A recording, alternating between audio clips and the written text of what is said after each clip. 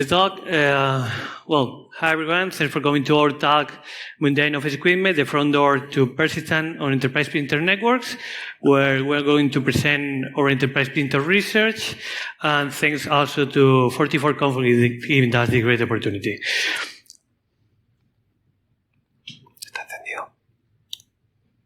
Okay. First of all, just a brief introduction about who we are. This is Mario Rivas, and I'm Romero, and both work as security consultants and researchers at NCC Group in the Madrid office. Here you have some information about us, like interest, Twitter account, emails, but if you want to know us better, we'll always have for a video, so just ping us. This is the agenda for our talk, a classical agenda. First, an introduction and the attack surface that we have covered. And Mario will present the testing methodology and some facets that we have developed and a way across the different vulnerabilities that we have found. And after that, we'll show you some exploits and the difficulties that we came across in order to exploit this. And we will talk about persistent and post-exploitation. And finally, just a brief conclusions. Okay, let's go with the introduction. Okay, the main goal of this research was testing enterprise devices and figure out the current state of security of them. So we decided that the printers would be a good target. So we selected 6 medium-sized enterprise printers, and we decided to focus this research on a red teaming approach. So the outcomes of the research can be used in no red teaming engagement. So we did vulnerability research, exploitation, and post-exploitation. And keep in mind that it is not an assessment, so we don't need to find all the vulnerabilities that the printer has. So we only need to find one vulnerability that provides remote code execution, okay? Why printers? These are really good questions. Printers have been well extended in companies since many years ago, and they are usually connected to different networks and different lines. So we can use, for example, them in order to pivot into different departments, attack different departments. Obviously, the information managed by the printer are really sensitive. We have corporate, personal, financial, customer, and other information. And don't forget the information included within the configuration, like password, domain accounts, credentials, etc. Okay, and printers are usually considered low-risk targets, so probably they are not configured securely and properly by the IT department. So at the end, we have uncontrolled devices managing really sensitive information and connected to the most of the company's networks. So.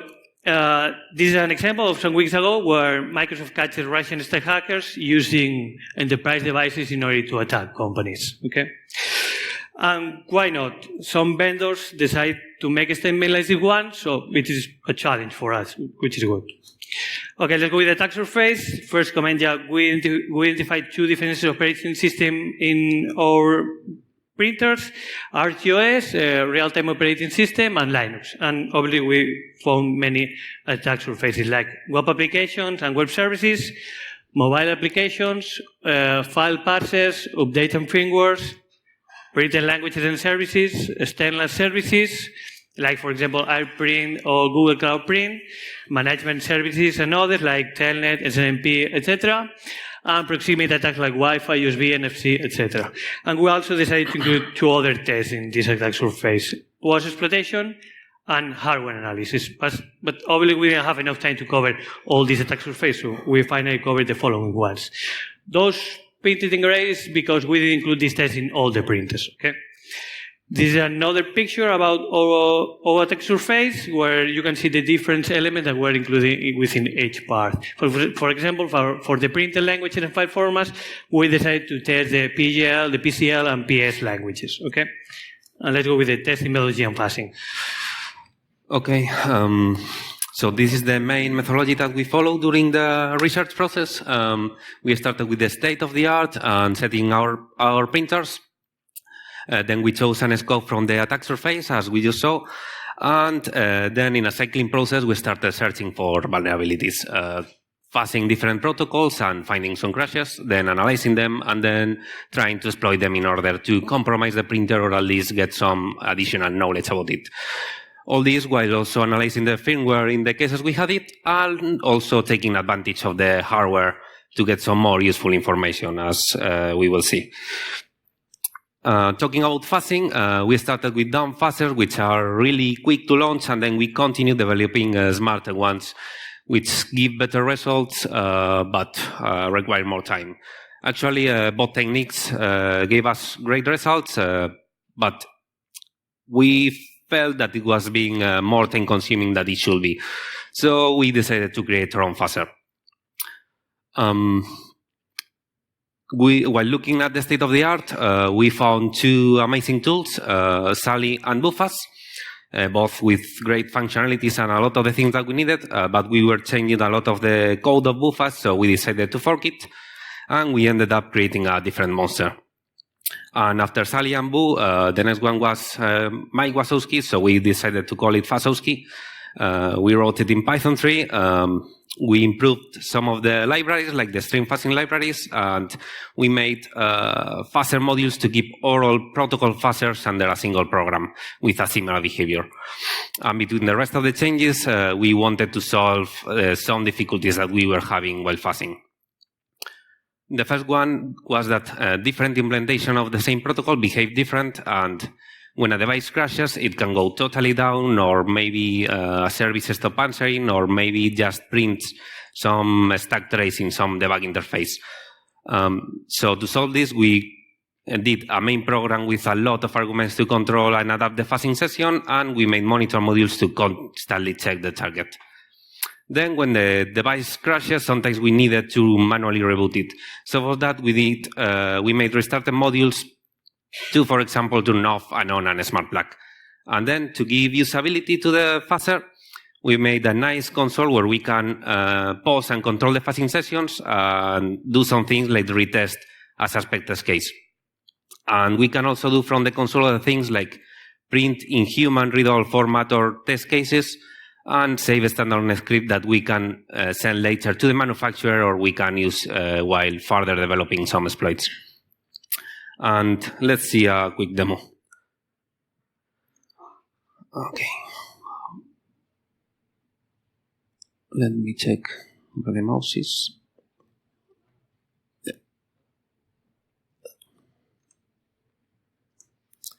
Okay, so below we have a ping to our printer, and above you can see some of the options of the fuzzer, and more importantly, the protocol fuzzers that we have developed, the restarted modules, and the monitor modules, and other options. We are now going to launch our fuzzer to our target, the printer one, in the port 631, using the Internet Printing Protocol fuzzer, IPP, and the get printer attributes part of the IPP protocol. And we are also going to use a restarter module that turns off and on a smart plug. You can see here our cool logo and some of the commands that we have implemented. We are now going to test the connection to the target, sending a non-fast packet. And after receiving the answer that everything is going okay, we are going to go to a different test case, and we are going to continue the execution from there.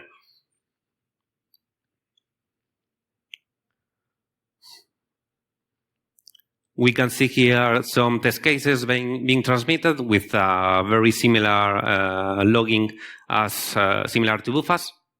And after this second one, you will see below that we have stopped receiving ICMP messages. The printer has crashed. Now we have detected it in the fuzzer.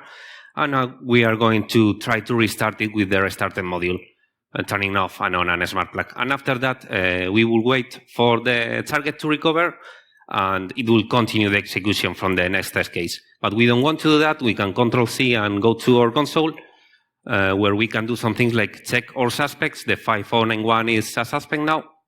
And we can print it in a human readable format. As you can see here, this longest line, you can see that we are sending 10,000 Cs instead of the default value, which was EN. And we can also print it a proof of concept that we can copy and paste into a script and do other things with it after that. Now, after the target recovers, we are going to retest it. To check if it was this test case which caused the crash or it was any other thing.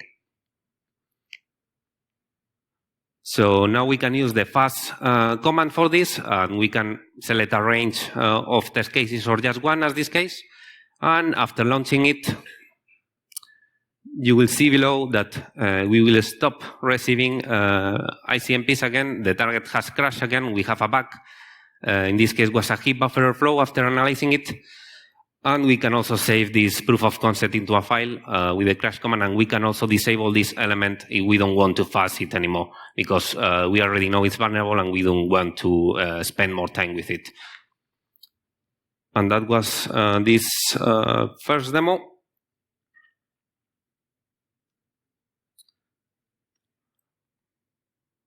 All the code is already available in our external GitHub, so check it out and follow it, because there will be a lot of changes coming soon. And let's go for just a bit of hardware. We took a very quick look, mainly searching for things that will help us with the exploitation of the printers, like debug interfaces, like UART or JTAG ports, or some things that may allow us to dump the firmware or get some more useful information. And while doing that, we were having too much fun. We did some things that we shouldn't while testing hardware, and now we saw some magic smoke, and one of the printers is not going to print anymore. We can say something like kill a printer, save a tree, or something like that. So one of the first things we did was looking for exposed memories to get some more useful information from that. In this example, we use a bus pirate, the red thing in the photo, to dump the firmware from one of the memories of that printer. We also found serial ports in 3 of the 6 printers tested, and also some JTAG ports that, in this case, seem to be disabled. The serial ports were extremely useful, as they gave us a lot of information, like debug, errors, and stack traces, and one of them was especially interesting because it gave us an interactive shell where we could read and write the memory and execute something. So it was perfect for a hardware backdoor. So we connected a Raspberry Pi to the serial port, and the serial port was also powering the Raspberry Pi. So whenever the printer is on, the Raspberry Pi will be on. And this Raspberry Pi will connect to a Wi-Fi access point.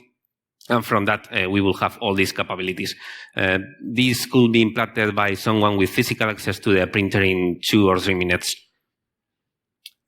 And let's see another demo.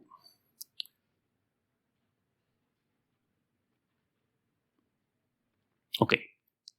We are in our PC where the Raspberry Pi is connecting to through the access point, so we can just SSH into it. And from here, we can directly connect to the serial port using PicoCom. Now we are in the serial port console. We can show the help, and we can execute some commands, for example, to dump some memory address.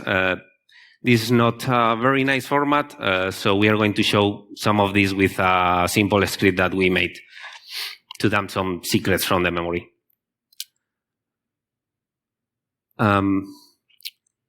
We can execute it specifying the serial port and the baud rate, and now after executing this, we will see some of the secrets that we dumped.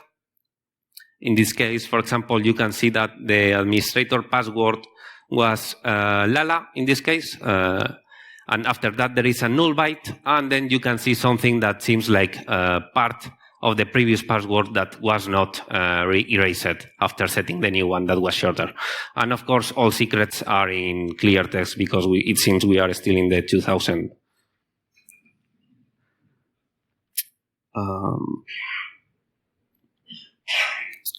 Okay, and after this quick look at the hardware, let's go for some of the common flaws found. First, a quick overview of the issues that we found in different parts of the printers.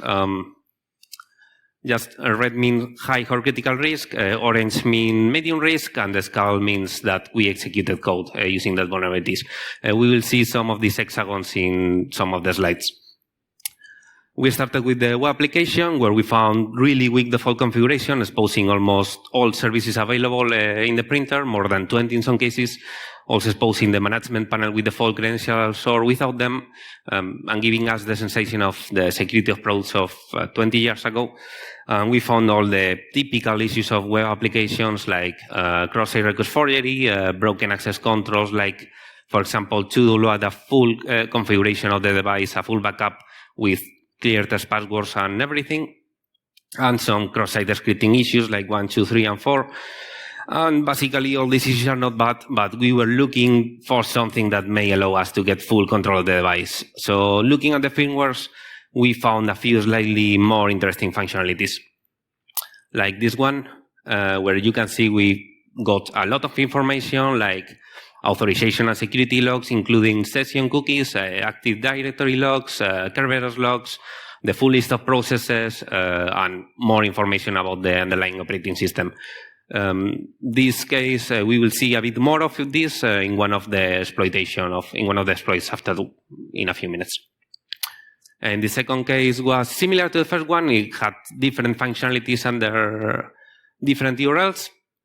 And this third one was even better because it allowed us to download the full memory of the device directly from here, giving us any secret in the memory at that time, like passwords or documents or whatever. And of course, all these issues do not require any authentication because they are hidden functionalities. And let's go for the memory corruptions. We found a lot, too many, more than we could handle or investigate. So we stopped searching for more after finding a few of them. And we found them in a lot of services, not only the web application, but also in the printer services like IPP or LPD. Also in the Google Cloud Print implementation, in SNMP, basically we found vulnerabilities everywhere, which led to crashes everywhere. And some useful stack traces like this one in one of the debug interfaces, where we are written the PC, and this is from an exploit that we are going to see in a few minutes. Okay, let's go with a couple of exploit examples. This is the first one. This bug was found by reverse engineering the Google Cloud Print implementation. You know all these services. Google Cloud Print allows you to print remotely, obviously in a printer that you have previously configured through the below diagram, and you can, for example, use your mobile phone or your browser in order to print from anywhere. Okay. Let's go to see the registration process between the user and the printers. For example, you can see here the first message, which is a private info, which is used in order to get information about the Google Cloud Print configured within the printer. And it also includes a token that we should be used in the next registration message. Okay. And after that, the first private register, which has two parameters, the action and the user. And if everything is correct, the printer will acknowledge this message. And after that, the user can continue with the registration process. Okay, but we take a look at the first registration process. You can see, for example, how a stack array was declared, and after that, for example, where the code is checking the token that we are providing in order to see if this was valid or not. So what we can do here is first just request the private info, get a valid token, and just the second send their second request with a valid token. Okay, and after that, just below the code, you can see how the code is taking the action value. For this case, it's start, and it's taking this action value. Copying this value with a mem copy into a stack array. As we don't have any check here or boundary limitation, it's a classic stack buffer overflow. Okay, let's go with the difficulties that we came across in order to exploit this. We detect SLR within the heap and the stack. Obviously, we have software debug. We can include a GDB within the printer. The stack was executable. We are trying to attack RTOS. So in order to create our shellcode, we should reverse engineer the RTOS, detect or identify some useful information that we can use in RTOS and use it in order to create our shellcode. Okay.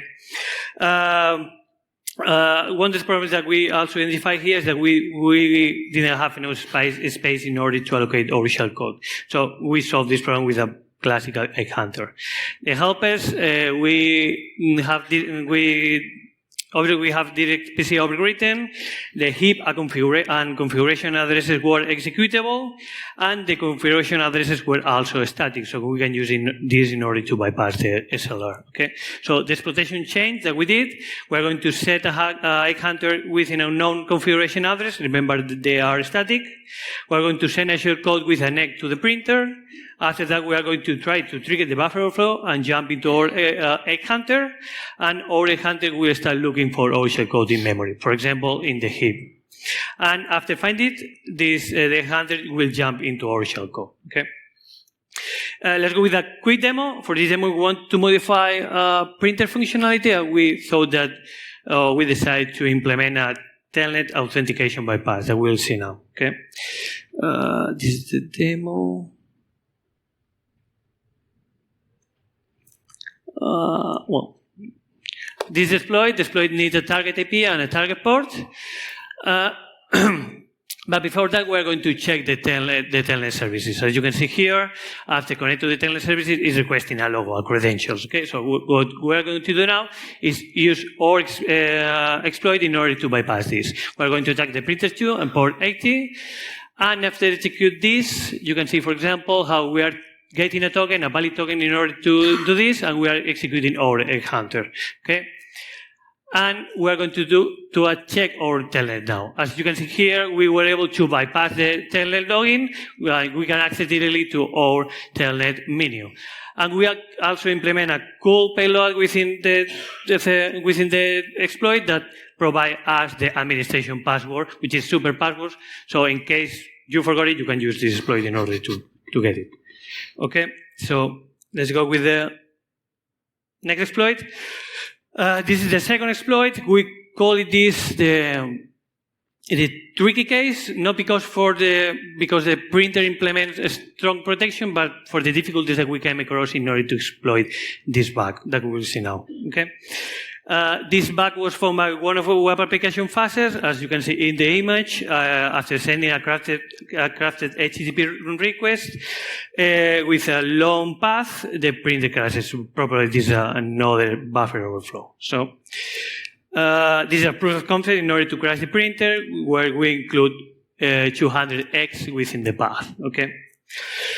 But the big problem we identified here when we started to exploit this bug is that we were unable to decrypt the firmware. Okay, so probably because they are encrypting the firmware with a private key included within the printer.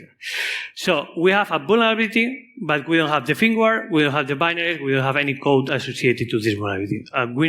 We need to find a way in order to exploit this vulnerability. Okay, so what we thought here is, okay, we don't have that information, but we are going to try to collect as much information as we can in order to find a way in order to exploit this vulnerability. Okay, so we remember, for example, as Mario commented before, that this printer provides us or suppose a UART serial port, where after execute our previous proof of concept, you can see, for example, how we were able to override the PC register, the LR register, R register from the R4 and until the R11 register. So we have some information, useful information here in our UART, in the backport.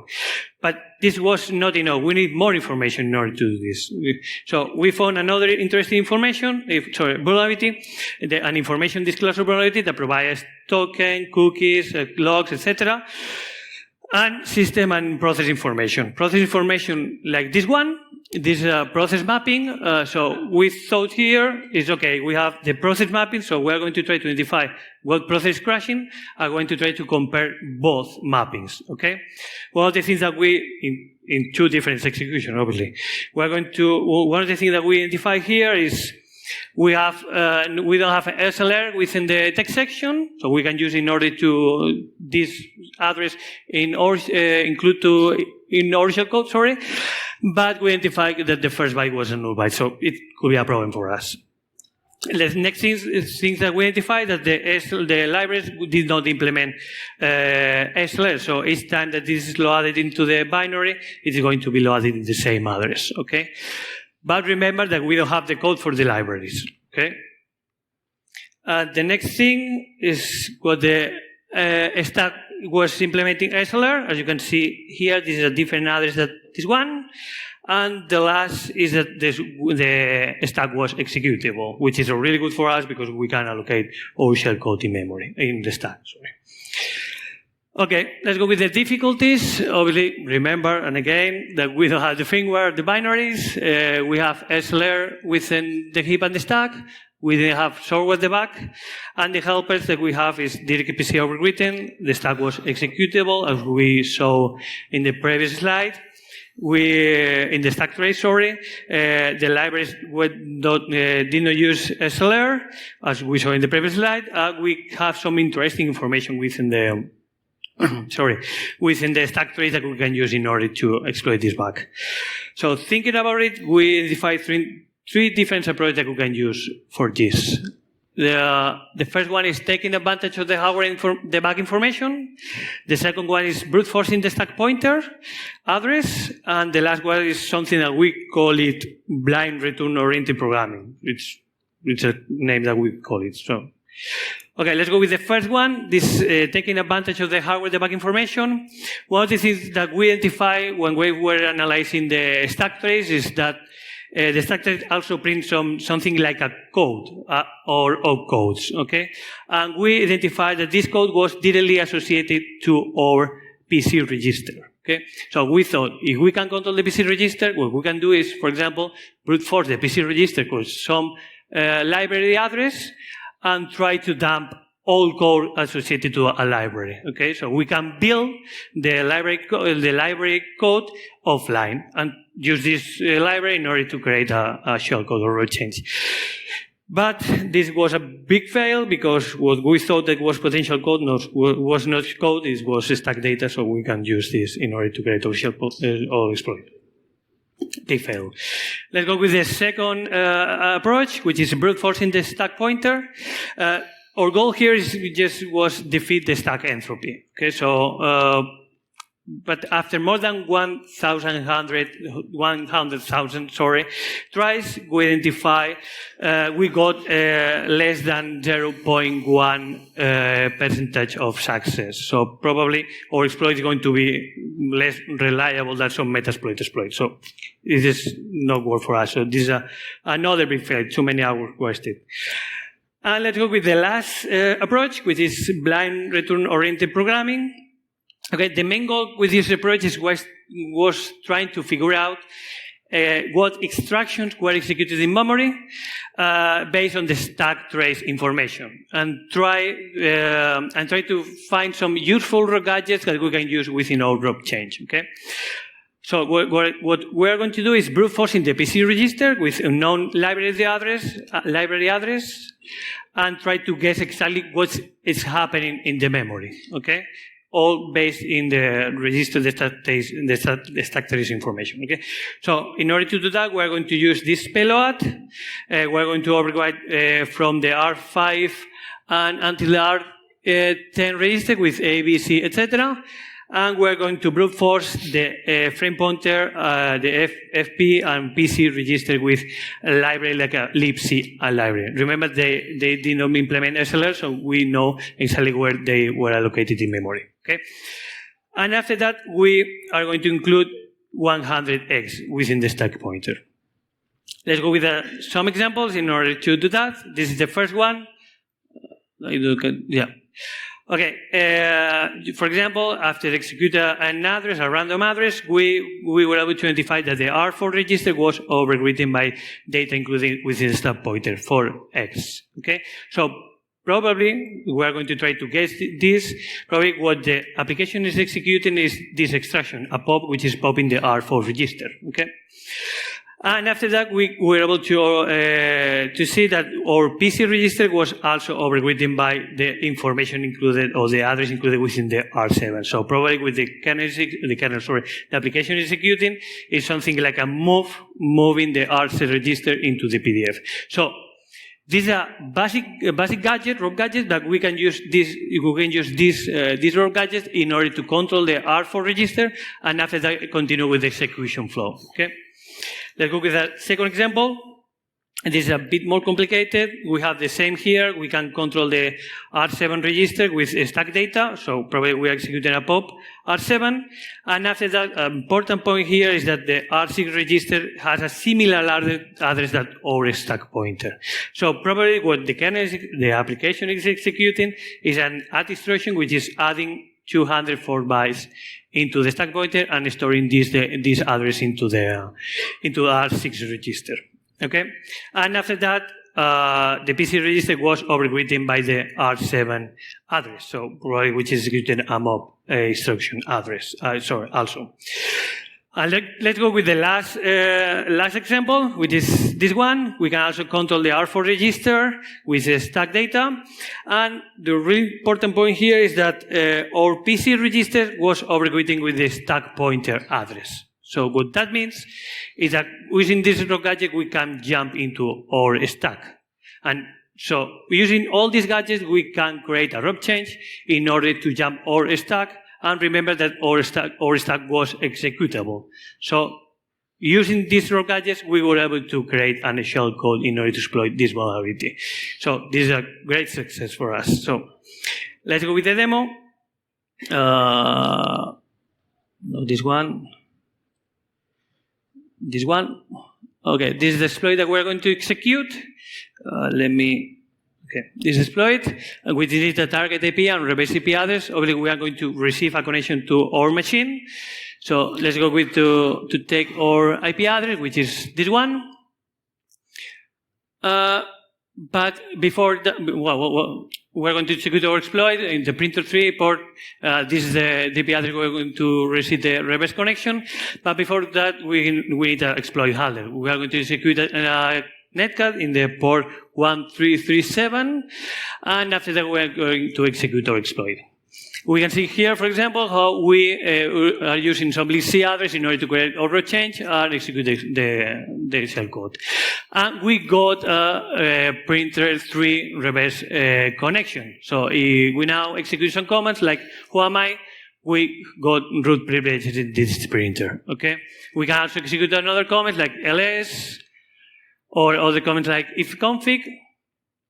But one of the things that we can also do is, for example, read sensitive information from the printer.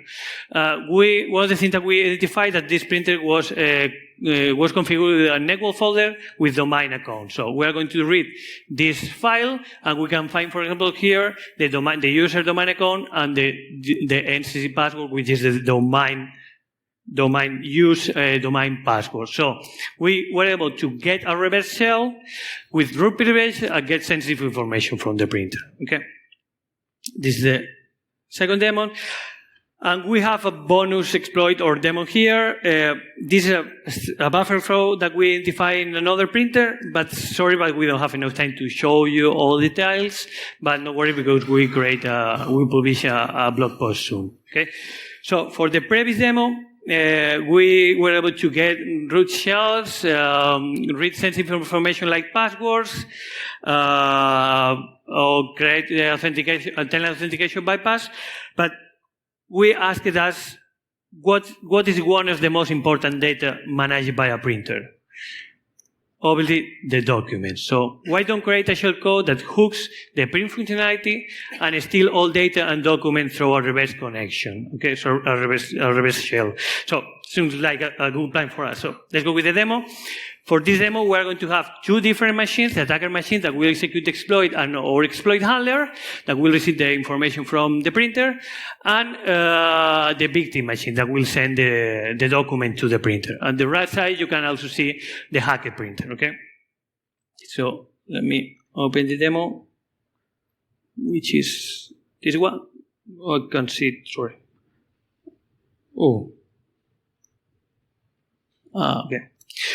Okay, this is the attacker machine, and this is the IP address associated to the attacker machine. And below you can see the exploit. Okay, the exploit needs three different arguments: the target IP, the target port, and the reverse IP address, which will be our machine. So we're going to attack the printer 1, port 80, and we're going to include here our attacking machine IP address. But before that, we are going to execute our exploit handler that will receive all information from the printer. We're going to execute this exploit handler, which is listening the port 1 through 57, and we're now to execute our exploit.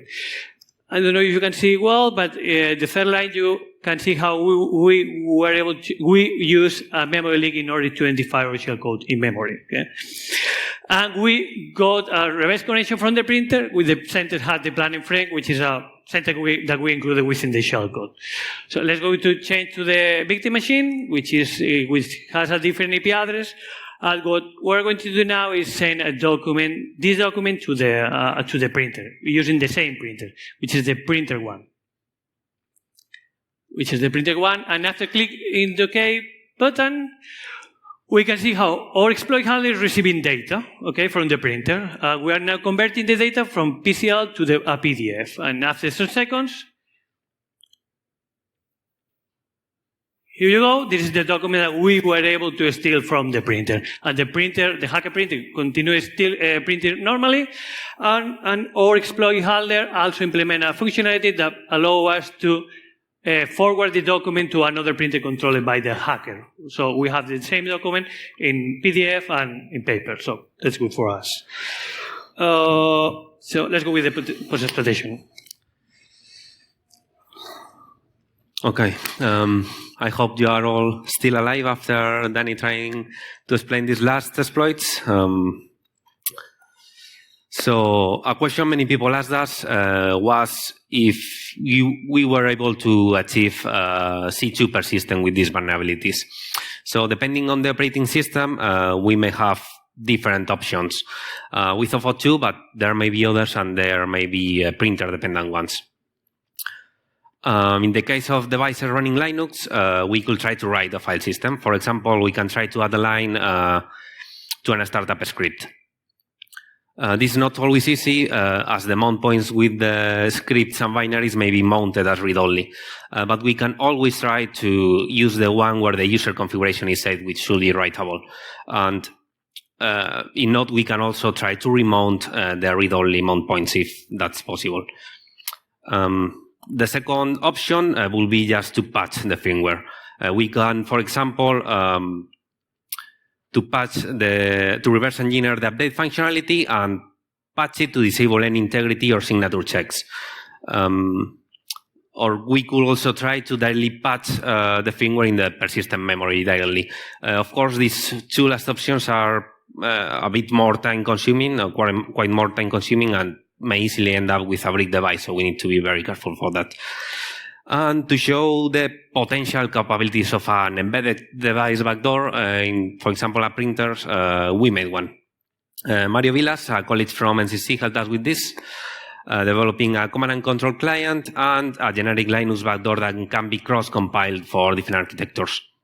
The backdoor has so far these capabilities that you can see there. For example, one that we didn't show in some of the examples before, that will be to use the printer to pivot into an internal network. And let's see some of this in the last demo.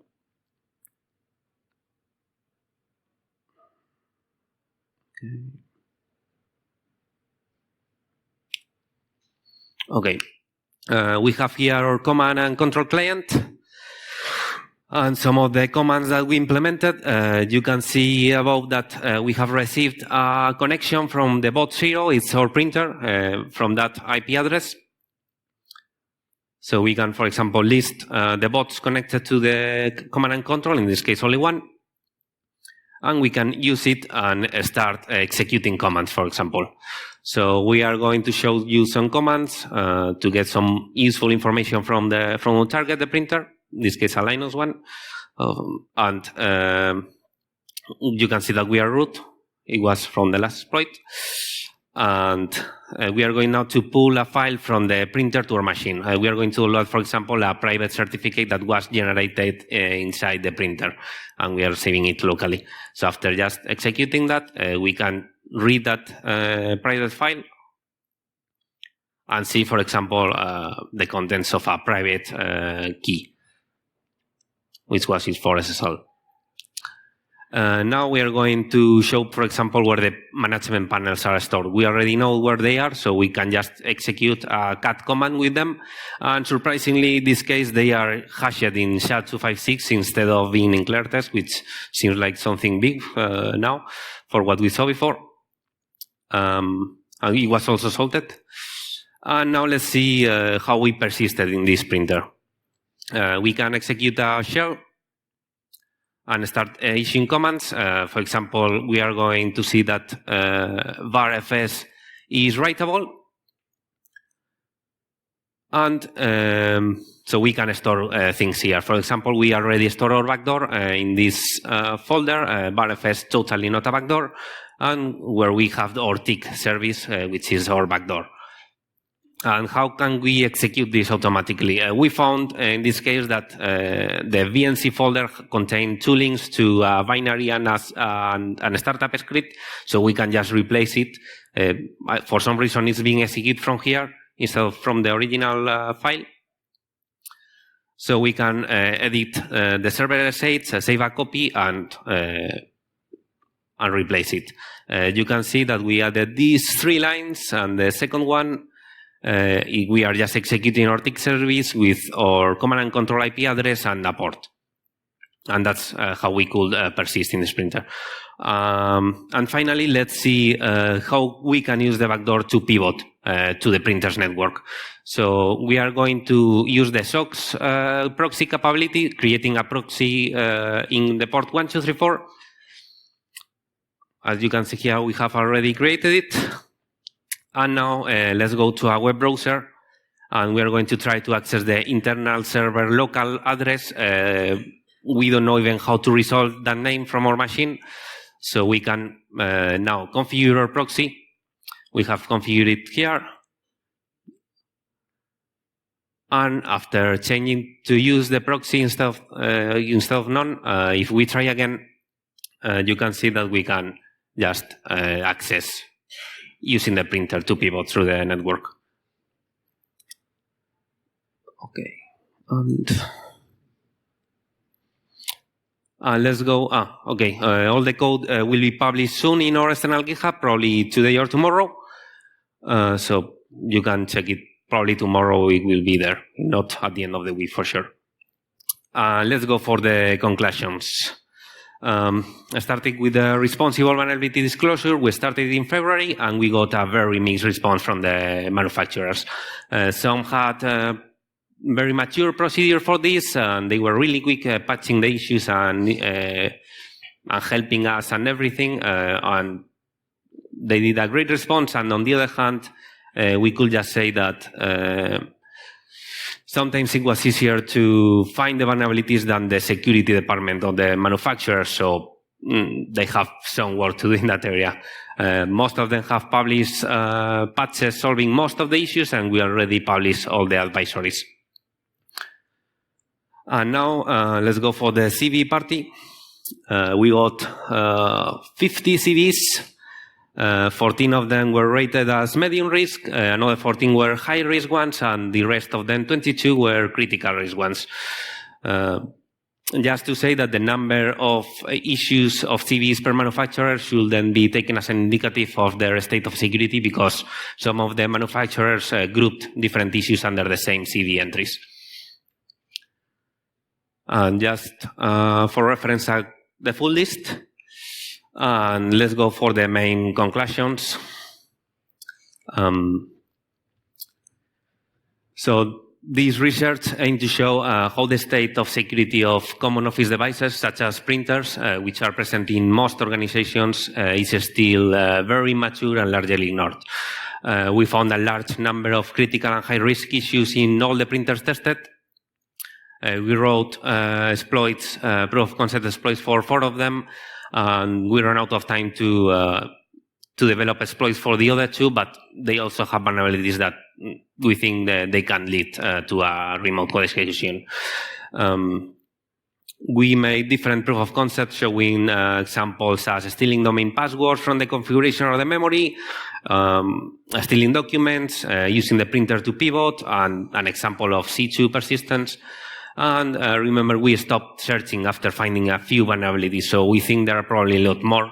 And we only looked at a few services, so there is a lot more to researching here.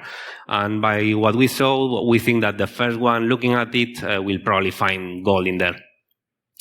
And also, we do not think that the same manufacturer is having different implementation for some of the protocols, such as IPP or LPD. So probably the number of devices affected by these issues is huge. In some cases, quite bigger than the list made by some of the manufacturers. The main recommendation for manufacturers will be to start investing in security. It's obviously necessary in all the phases of a product development lifecycle. For organizations, they should start considering these devices as the threats they are, which are connected to their corporate networks, process sensitive information, and have a lot of vulnerabilities, as we just saw. And for hackers, this is a very mature field. If you start looking at an embedded device starting with the very basics, you will probably find some interesting issues. You will learn a lot, and there is a lot of fun in here, so you should give it a try. And about internet, as expected, a quick showdown search showed us that there were a lot of these printers directly connected to internet.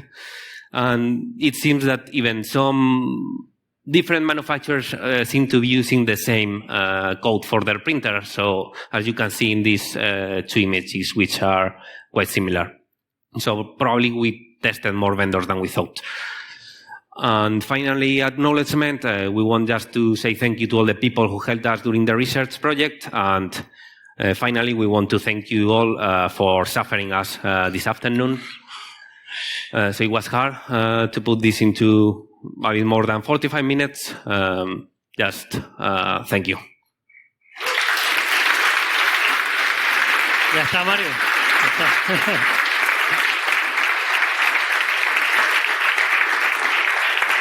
Desconecta si quieres. Iba a quitar el puntero todo el rato, tío. Yeah, if there is any question or anything, yeah. There is no question, perfect for us. Yeah. Okay, great. No, you can ask. Well, you know, we can. Yeah. Okay. Oh, yeah. Do you have an assessment of how many printers are exploitable in the wild?